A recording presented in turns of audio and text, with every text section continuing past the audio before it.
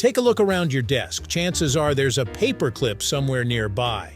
It's one of those everyday objects that almost nobody thinks about. It's cheap, simple, and has barely changed in over a century. Yet this tiny piece of bent wire solved a surprisingly annoying problem that people struggled with for generations. How do you keep papers together without damaging them? Today, paper clips are so common that they're practically invisible. Millions are manufactured every day, and most of us use them without giving them a second thought. But the story behind the paper clip is far more complicated than you'd expect. In fact, the object we call a paper clip wasn't invented by a single person. And the design most people recognize today wasn't even the first version. So who actually invented the paper clip? And how did a small piece of wire become one of the most successful office supplies in history? Let's break it down, right here on History of Simple Things.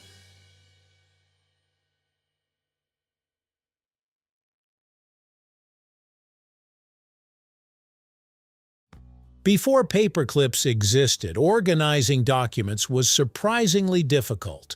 For centuries, people used ribbons, strings, straight pins, wax seals, and even sewing needles to hold papers together.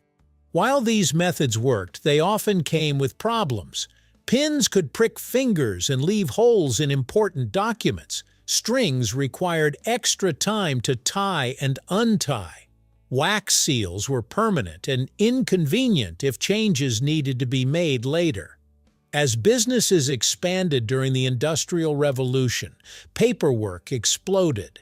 Governments, banks, law firms, and companies generated more documents than ever before. Clerks and office workers desperately needed a faster and safer way to organize stacks of paper. This growing demand inspired inventors across Europe and North America to experiment with various paper fastening devices throughout the 1800s.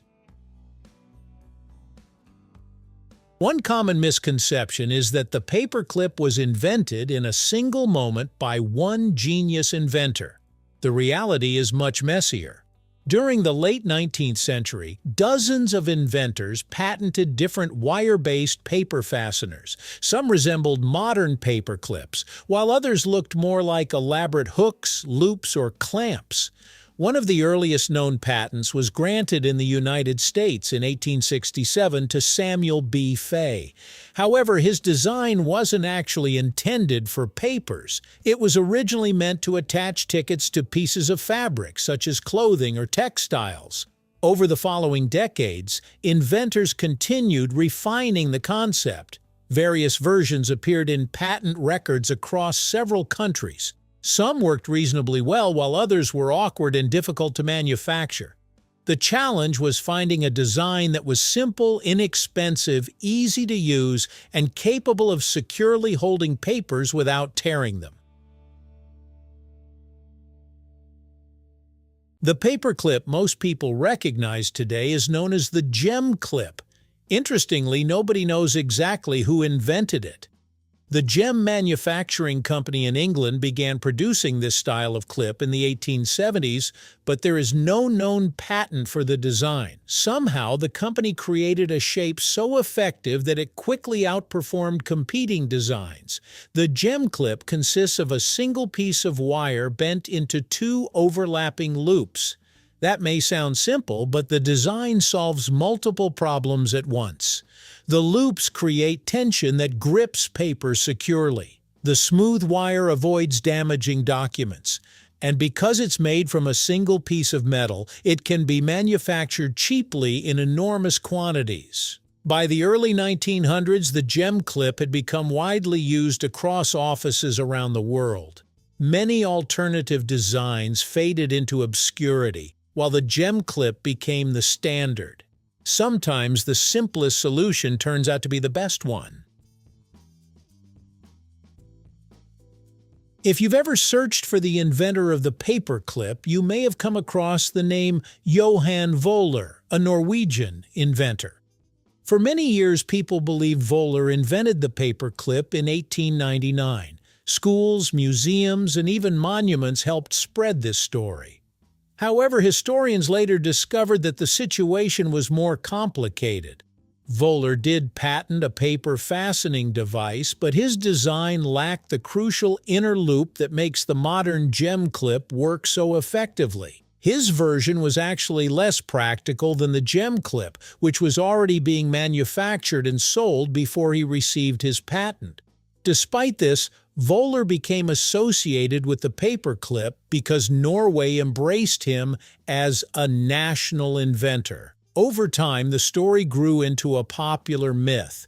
Today, historians generally agree that while Voller did create a paper fastening design, he was not the inventor of the familiar paperclip used worldwide. The paperclip gained an unusual role during World War II. When Norway was occupied by Nazi Germany, some Norwegians began wearing paper clips on their clothing as quiet symbols of unity and resistance. The clip represented the idea of people holding together during difficult times. Although wearing paper clips eventually attracted the attention of occupying authorities, the symbol remained an important part of Norwegian wartime history. It's remarkable that an office supply designed to organize paperwork became a symbol of solidarity and courage. The paperclip is a perfect example of how great inventions aren't always flashy or complicated.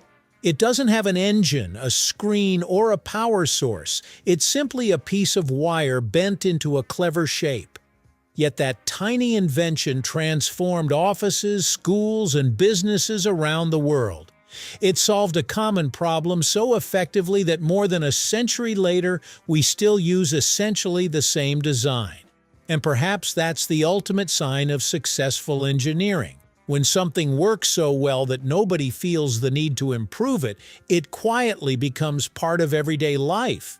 The next time you pick up a paper clip, remember that behind that little piece of wire lies a surprisingly fascinating story of invention, competition, mistaken identity, and even resistance during wartime.